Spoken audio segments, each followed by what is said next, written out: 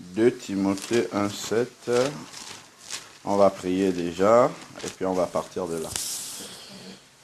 On va prier. Oui, et après on va lire ce verset. Seigneur éternel Dieu Tout-Puissant, Père, nous te bénissons encore pour ce jour que tu as mis à part, Seigneur Dieu. Merci parce que malgré tous les combats, toutes les difficultés de cette vie, Seigneur Père, tu permets toujours que le projet que tu as puisse, Seigneur Dieu, s'accomplir. Merci encore, Seigneur Dieu, pour cette opportunité, Seigneur Père, que tu donnes à Alexandre, Seigneur Dieu, de pouvoir entrer dans ton royaume, Seigneur Père éternel. Merci d'avoir rendu possible ce jour, Seigneur Père, conduit toutes choses, Seigneur Dieu, selon ta volonté. Seigneur Père, donne-nous de pouvoir tenir dans ta présence, et Seigneur Dieu, lave encore nos robes, Seigneur Père, et que ce qui sera accompli aujourd'hui, Seigneur Père, dans la vie d'Alexandre, que cela puisse le conduire, le guider durant toute sa vie, tout son pèlerinage terrestre, Seigneur Père, et que sa vie puisse être en bénédiction, Seigneur Dieu, à d'autres personnes. Père, nous te bénissons encore. Merci pour ton esprit qui nous conduit en toutes choses au nom de Jésus-Christ. Amen. Alors, donc, on a dit 2 Timothée chapitre 1, verset 7. Donc, on va commencer un peu plus haut. Tu as trouvé? Voilà, 1 Timothée, oui, tu vas avoir 2 Timothée juste après. Ça, c'est 1 Timothée, mais tu vas trouver 2 Timothée et le chapitre, ça sera le 1. D'accord? Tu avances un peu plus en avant.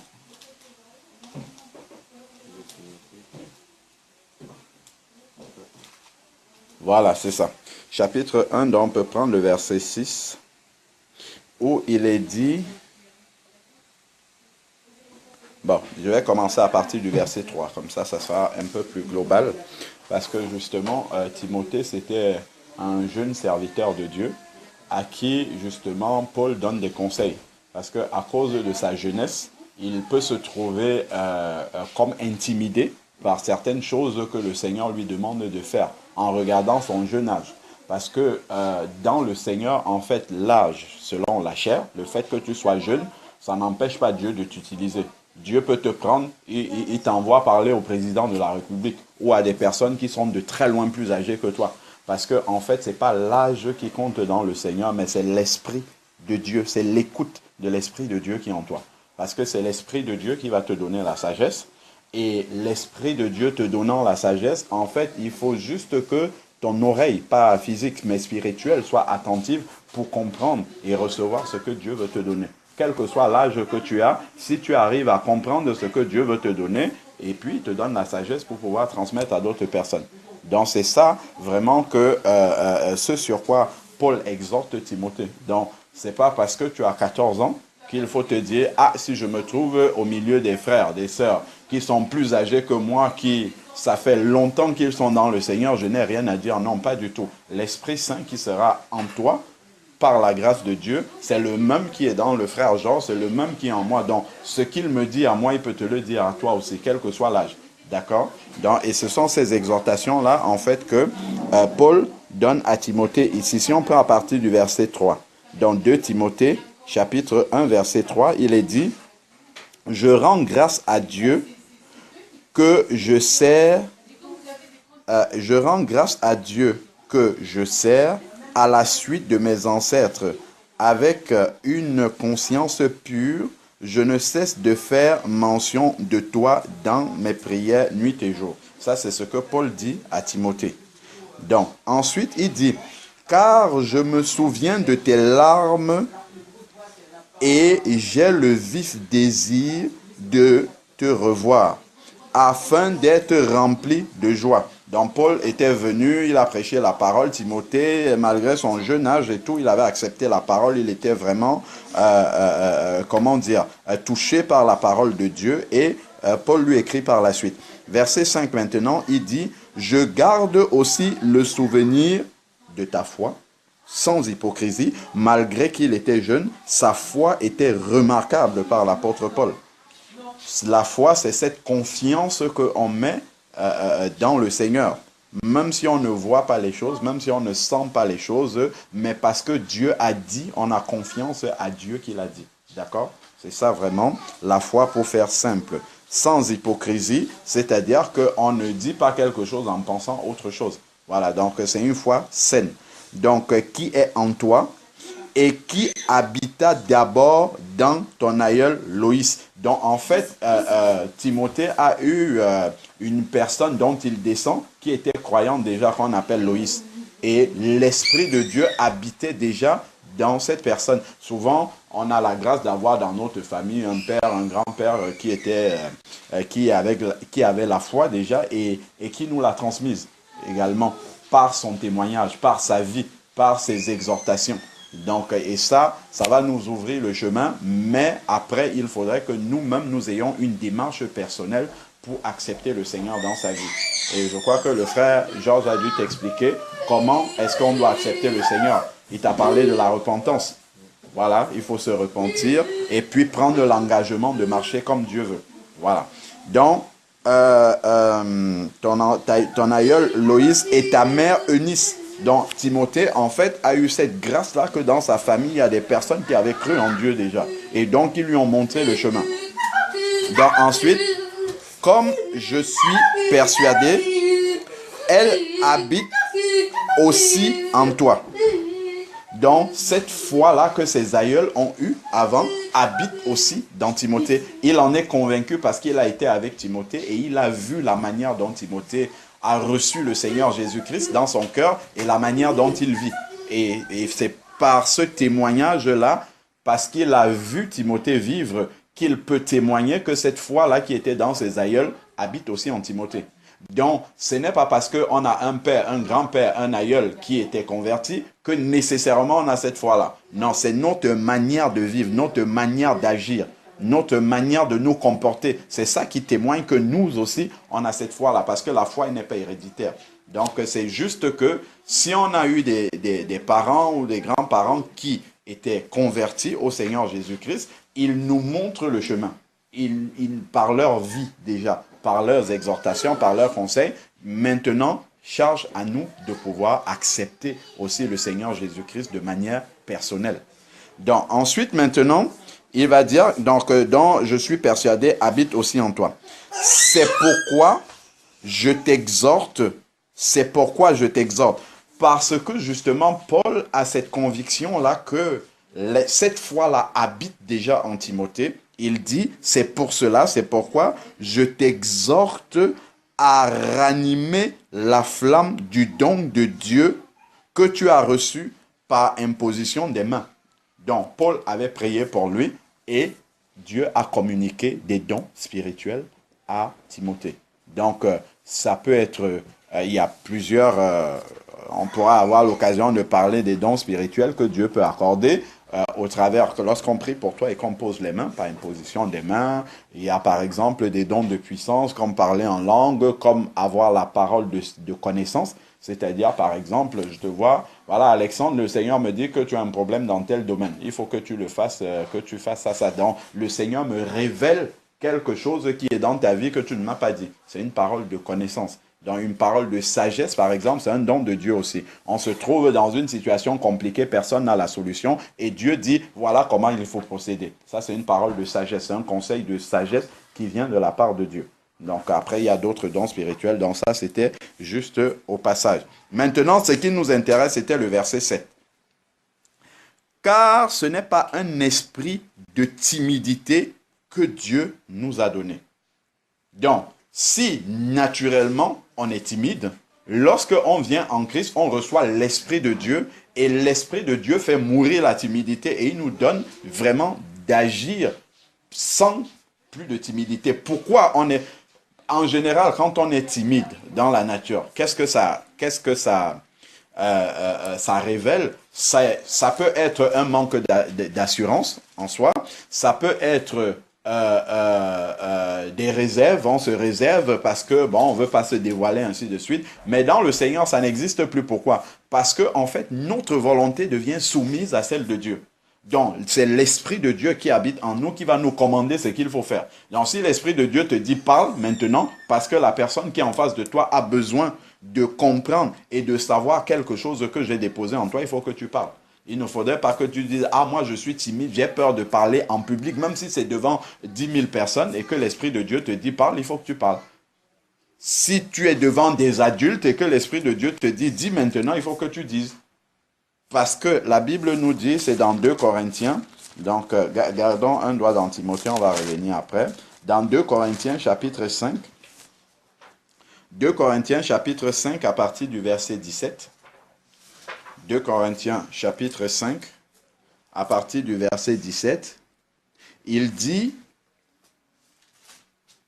si quelqu'un est en Christ, il est une nouvelle créature. D'accord? Les choses anciennes sont passées.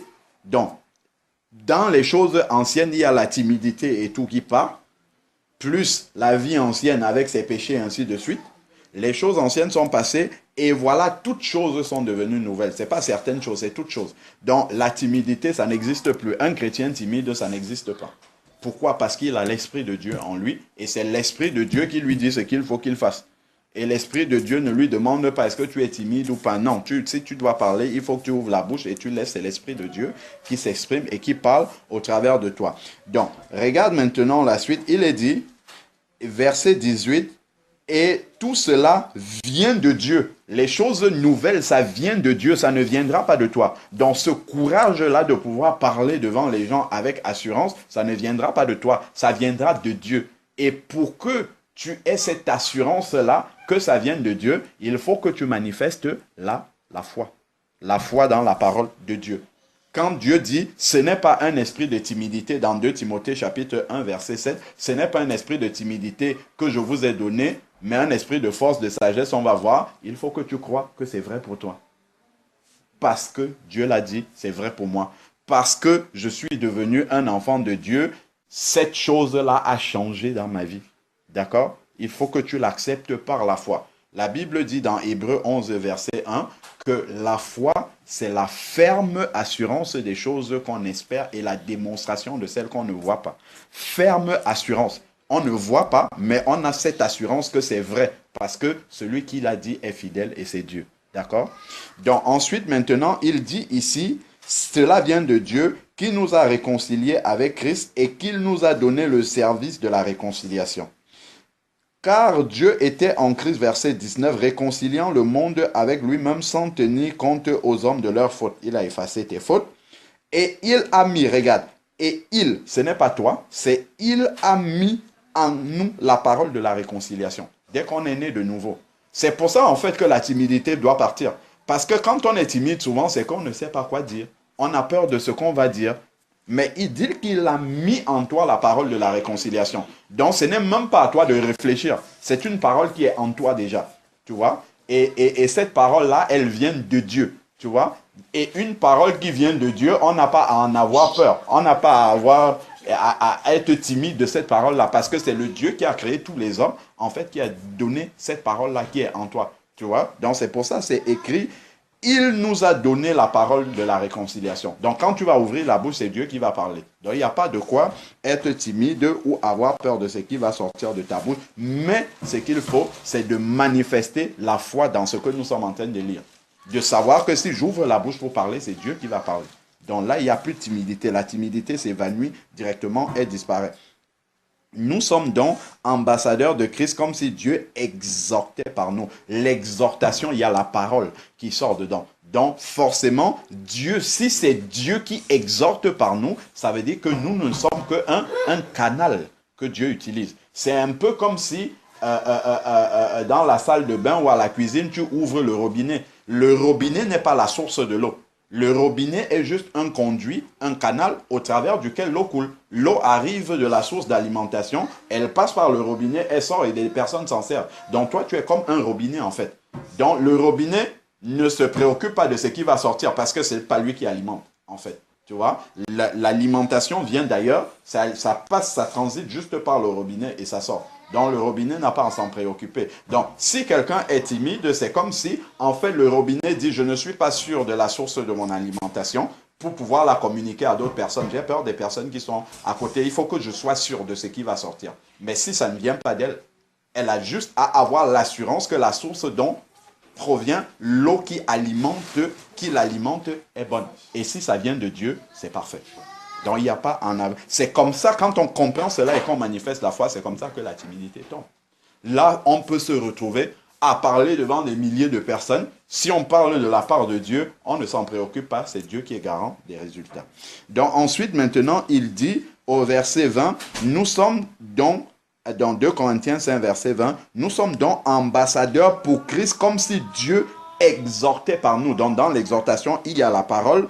Nous vous en supplions, donc soyez réconciliés avec Dieu. Donc voilà vraiment ce passage qui nous confirme encore que la nouvelle naissance est Dieu qui fait. Tout cela vient de Dieu. Donc le courage, la force que tu vas avoir ne viendra pas de toi. Parce que si tu regardes à tes propres faiblesses, tu vas dire, ah, moi je ne peux pas, je suis timide.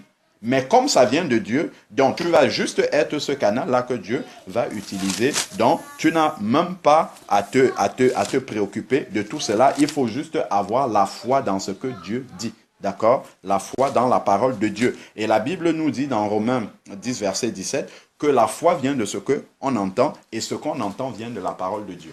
Donc quand tu vas lire la parole de Dieu, il y a une autre voix qui va te parler, il va te dire, Alexandre, tu es timide, toi tu n'as jamais fait ça. Ce que tu sens à l'intérieur de toi que Dieu te dit de faire, tu ne l'as jamais fait. Parler devant beaucoup de personnes, tu ne peux pas le faire. Mais il faut croire ce que Dieu lui dit. Il faut mettre la foi dans ce que Dieu dit. Parce que si tu mets la foi dans cette autre voix qui te parle, là tu vas garder ton caractère d'avant. Alors que Dieu a mis son esprit en toi et tu es devenu quelqu'un d'autre en Christ. Donc c'est important en fait de le comprendre, de le garder et surtout de t'en servir en toutes circonstances par lesquelles tu vas passer. Il ne faut pas oublier ces paroles-là.